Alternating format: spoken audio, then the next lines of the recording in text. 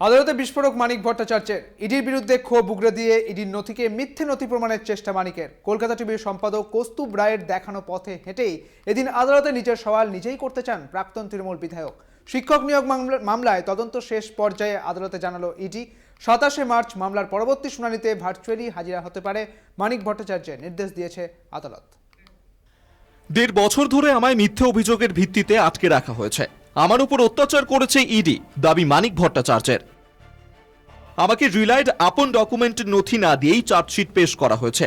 Relied আপন ডকুমেন্টের নথি না পেয়ে যখন জামিনের আবেদন করা হচ্ছে হাইকোর্টে বা সুপ্রিম কোর্টে, তখন ইডি নতুন নতুন নথি আদালতের কাছে পেশ করছে। ফলে ওই নথি না পেয়ে আমার জামিন বাতিল হচ্ছে।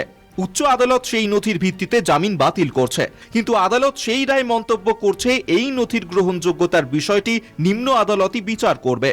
পাশাপাশি নিম্ন আদালত যখন উচ্চ আদালতের জামিনের নির্দেশিকা দেখছে এবং সেই নির্দেশিকায় ওই নথির ভিত্তিতে জামিন বাতিল হয়েছে, এই মন্তব্য উচ্চ আদালতের পর্যবেক্ষণ হয়েছে, তখন নিম্ন আদালত ওই উচ্চ আদালতে পর্যবেক্ষণের ভিত্তিতে সেই নথির গ্রহণযোগ্যতা ধরে নিয়েই বিচার প্রক্রিয়া শুরু করছে। আমার পক্ষ থেকে বিরোধিতা করলেই নিম্ন আদালত ব্যাখ্যা চাইছে উচ্চ আদালতের কাছে।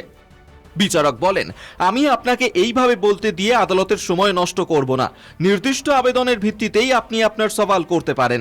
মানিকের দাবি, ফৌজদারি আইনে 167 পরিষ্কার বলা আছে যে অভিযুক্ত নিজেই নিজের সওয়াল করতে পারে এবং আদালতকে তথ্য জানাতে পারে।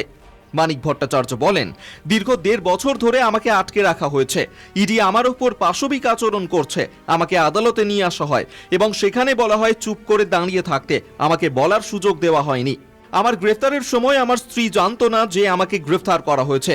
আমার স্ত্রী ইডিকে মেল করে জানতে চায়, সেই মেলের উত্তর দিয়েও ইডি জানায়নি। আমাকে গ্রেফতার করা হয়েছে সংবাদ মাধ্যমের মাধ্যমে আমার স্ত্রী জানতে পারেন। গ্রেফতারের পর আমাকে আইনজীবীর সঙ্গে যোগাযোগ করতে দেওয়া হয়নি। ফলে গ্রেফতারের পর আমার আইনজীবী সঠিকভাবে আদালতের সামনে সঠিক তথ্য তুলে ধরতে পারেনি।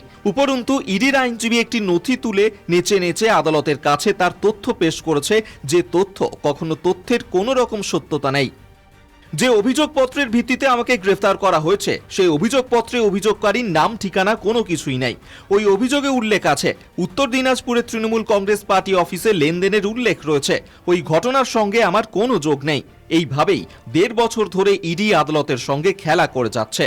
ইডির আইনজীবী বারবার বাধা দেওয়ার চেষ্টা করে এবং বিচারকের কাছে দাবি করেন এজলাসের ভেতরে সংবাদ মাধ্যম উপস্থিত আছে, এইভাবে কোর্টের সঙ্গে খেলা করা যায় না। মানিক ভট্টাচার্য বলেন, এইভাবেই 1.5 বছর ধরে আমাকে হিউম্যান লিড করা হচ্ছে।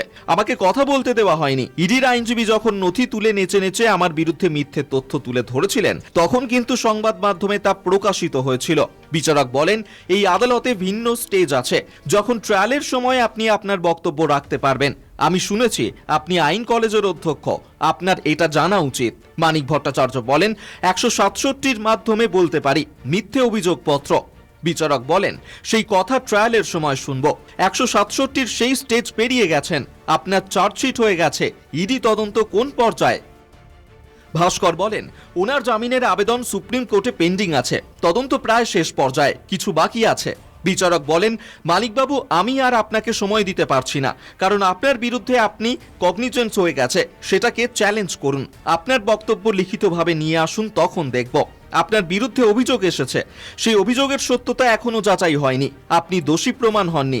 যখন বিচার প্রক্রিয়া হবে তখন আপনার বিরুদ্ধে অভিযোগপত্রের সত্যতা আদালত দেখবে। মানিক বলেন, ওই মিথ্যে অভিযোগপত্রের ভিত্তিতেই আমি 1.5 বছর জেলে। কলকাতা টিভি।